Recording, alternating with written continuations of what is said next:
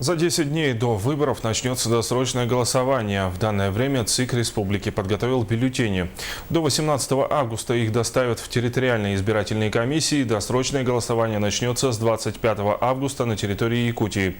В этой процедуре примут участие более 7 тысяч человек, проживающие в труднодоступных местностях. При этом для 4,5 тысяч человек бюллетени доставят автотранспортом, а до остальных вертолетом. Кроме того, в этом году отменены открепительные удостоверения. Если избиратель по какой-либо причине не может подойти 14 сентября в избирательный участок, то ему нужно будет заранее написать заявление и проголосовать досрочно. А люди, которые проживают не по месту регистрации, также должны написать заявление в избирательный участок. Они могут проголосовать в любом избирательном участке. Отметим, что на проведение выборов 14 сентября выделено 444 миллиона рублей.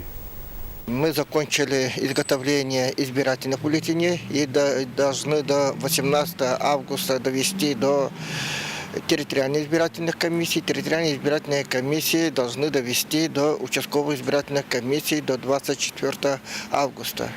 Дело в том, что 25 августа начинается досрочное голосование в отдаленных труднодоступных местностях. За последние годы внесено изменение в норму досрочного голосования участковой избирательной комиссии.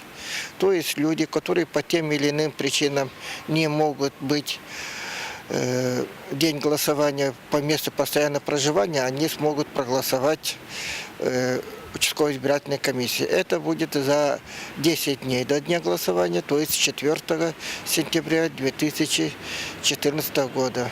Любой гражданин, который считает, что его не будет в этот день, может прийти в участковую избирательную комиссию, написать заявление, и участковая избирательная комиссия даст возможность проголосовать этому гражданину.